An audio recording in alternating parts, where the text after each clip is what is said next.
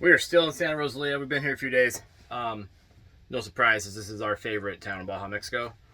But anyways, I've done a little bit more adjustment and fine tuning on our prop shaft alignment. I ended up having to shift the engine laterally a little bit, which sounds pretty easy to do, but it took me all freaking day to do it because I welded these new motor mounts on and I had studs and the welds were fatter than the stud, right? And wouldn't allow me to move the motor over. So I ended up building a 1/4 inch shim so I could slide the motor over. Pretty confident I've got it. The feeler gauges say I do. All we can do is fire it up, start it, see if it vibrates or not, you know, and if it does, we'll mess with it some more. Anyways, the point of this whole thing though, is we went to dinner last night and met this couple. We'd actually met before, had a great time, had some beer, some tacos, blah, blah, blah, you know, and he is telling me this story. Yeah, I'm reminded of it because I'm sitting here playing with my exhaust and it is wrapped in, I mean, look at me, I'm filthy right now. It is wrapped in fiberglass tape for heat. You wrap it around headers of cars, right, to keep some heat away, which is required in our sort of exhaust system we have. And now I'm itching. I should have wore a long sleeve shirt. Obviously I did not. But it reminds me of the story he told me the other day. He told me that he had a problem with his head. And hopefully this guy loves us. He told me he does watch our channel, so hopefully he watches this and just laughs, because I'm never, ever going to forget this conversation. Anyways, he had a problem with his head, and he had sewer, like, everywhere. In his head area, his bilge, whatever. I don't quite know the whole story. I can't remember. We were having too much fun and laughing too much. Okay, so he proceeds to tell me that he's got a sewer problem, right?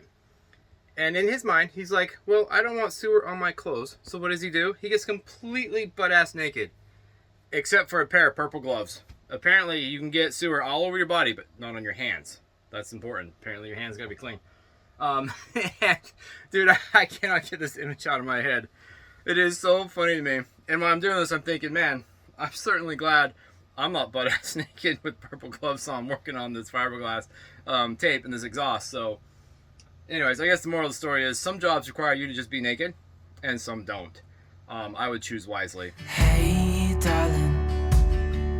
Can I tell you what's been on my mind? Sick and tired of the 9 to 5 in the city life.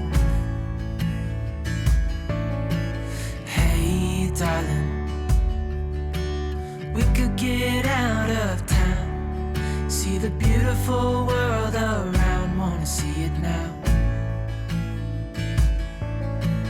Pack our bags and get in that car,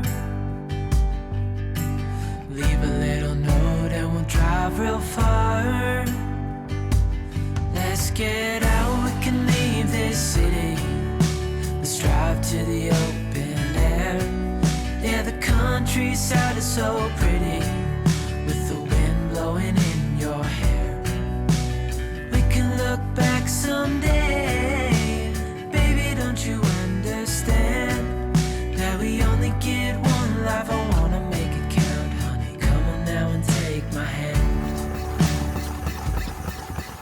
So yesterday, as I was working on this prop shaft alignment, we got a little bit of water in the boat because of the dripless. You got to move the dripless back and forth, and it just leaks when you do that. And I noticed all of a sudden our little gulper bilge pump just started leaking for no reason. Like, I don't understand. It's 3 years old probably. Haven't had a lot of use because our boat's pretty dry. So that's my next project for the day. In order to do that, I had to pull out all this stuff because we buried this pump. We had to pull out food and cushions and blah, blah, blah. And we tucked it in here because we were supposed to be a pretty reliable thing. We weren't supposed to have to use this, replace this very often. But with anything boats, stuff just seems to break. My car broke as much as the boat did. Man, I'd be filing lawsuits. I'd be so mad at whatever manufacturer car that was. I would just quit driving cars. But for some reason on boats, we tolerate it. It's insane to me. But, all right, let's get into this thing. Let's see what we can find.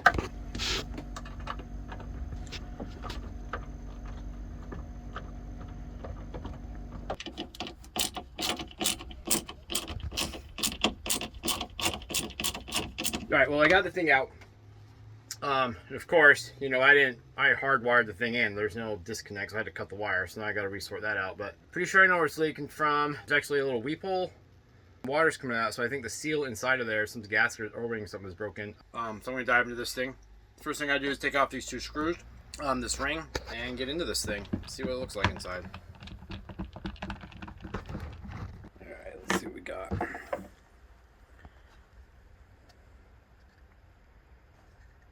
There's some little one-way valves in there.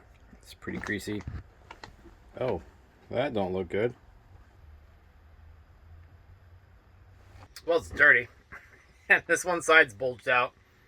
I'm not sure if that's normal, if that's how it like spins, the pump, the motor comes around, but it looks like it's pretty wore. All right, let's take this off. Because like I said, this doesn't look good. Like, I think that might be the problem. My old man would be pissed.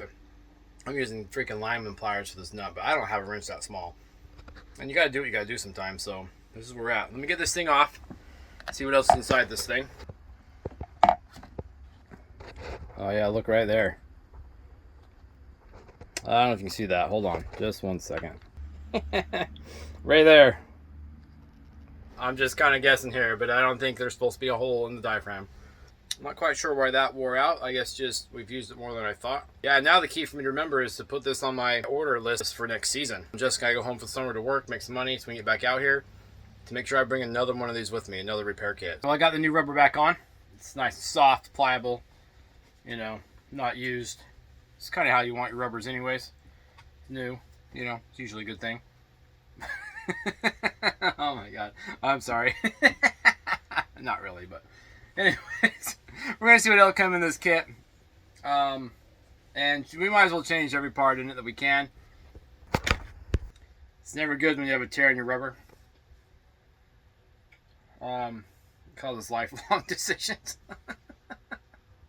All right, enough of that. All right, let's get this thing back together. Just got a couple little rubber one-way valves. Like, this is a pretty simple unit, which I really appreciate. Simplicity is great.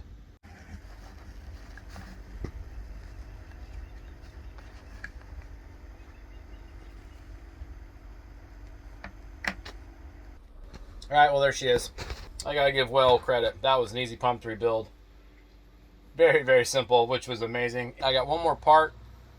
This little, looks like a little duck bill. It looks like a little one-way check valve. I think it goes in my other half that I unscrewed. And that's it. This is a piece of cake. Piece of cake.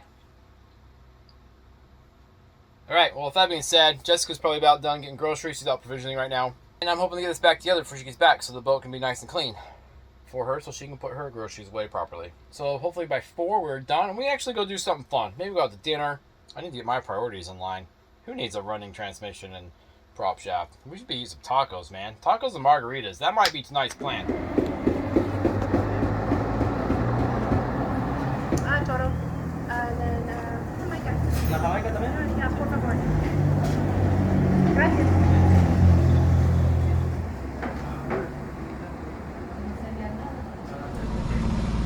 Fresh baked donut from Santa Rosalia. Our friends on SJ, Sarah and Craig, went and got them this morning for our departure meal, for our passage. Very kind people. Thank you very much. It's very tasty.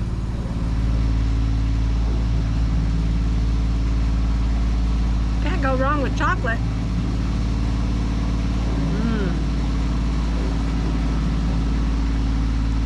I certainly don't need to eat all of this, but seeing how I'm green and brown the gills, I'm going to. I'm going to enjoy it.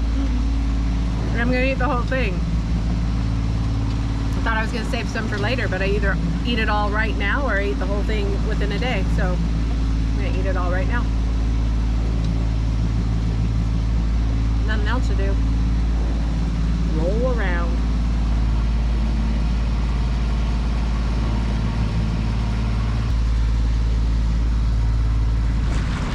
Right, well, we are headed into Chivato. We left Santa Rosalia this morning, about 5 hours ago. We're not staying here. The only reason we're coming here is our dripless is not dripping. It's not dripless. Our bilge pump's going off every 10 minutes or so. So we thought we'd roll in here, anchor real quick, get out of the swell, probably eat some food, and then continue our journey down towards Loretto.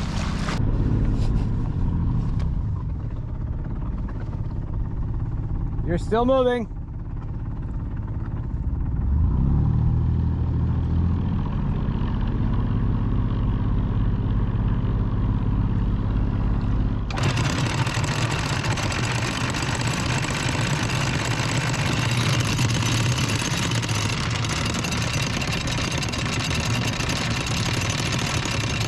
Neutral. Right, we didn't even really set the anchor. We're gonna be here 30-40 minutes at the most, and it's pretty calm, and then we are headed out. So I'm not gonna go through all that snubber and whatever. This is just a quick little pit stop. And while we're here, we thought we'd take advantage and get some food, cook while the boat's not moving, and then settle in for the night. Settle in? Night watch. For night watch. We will be moving after we eat. Oh, it doesn't matter. Uh-oh. This is swelled from the water, probably.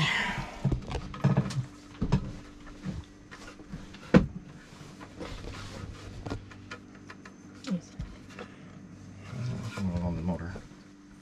Okay.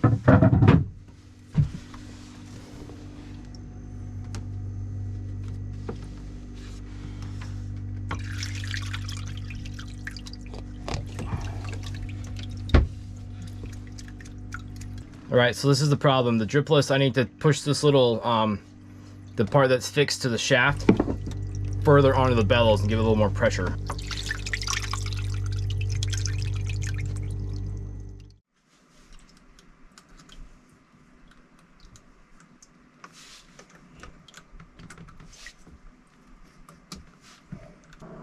I got a little bit more out of it, yeah. I think so. I did, that's why I put the tape there. Mm-hmm.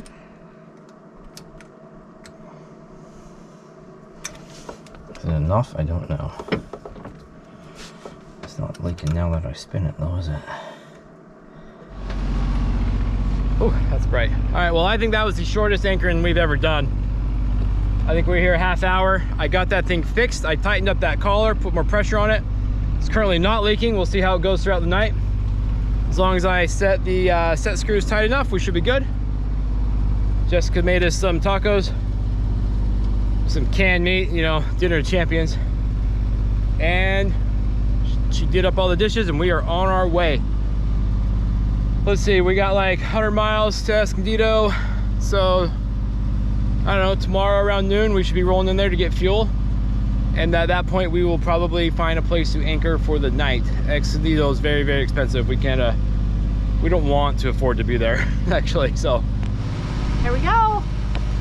I don't know what else to say. Full tummy and motoring, more motoring. It's funny, every little vibration, every little knock, every little rub, you're like, oh, was that there? Is everything okay? Think we'll ever get okay? I don't know if we'll ever get used to it. It's working great.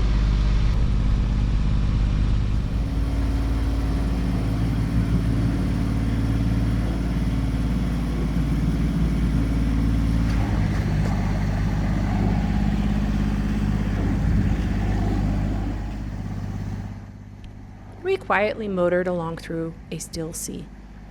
This moment in time gave us a chance to soak in every wonder. The changing colors from day to night, the bright bioluminescence that highlighted the dances of fish and dolphin, and the pleasant fragrances from nearby mangroves were our constant show as we continued on. All along, the meteors shot across the twinkling starry sky, one by one like quiet observers of the world below. As morning broke in the eastern sky, we captured what we only could describe as a comet. We sat quietly trying to file the feeling of an unforgettable moment into our forever memory bank. We are so grateful that we took the plunge and are daring to live our dreams. We hope you do too.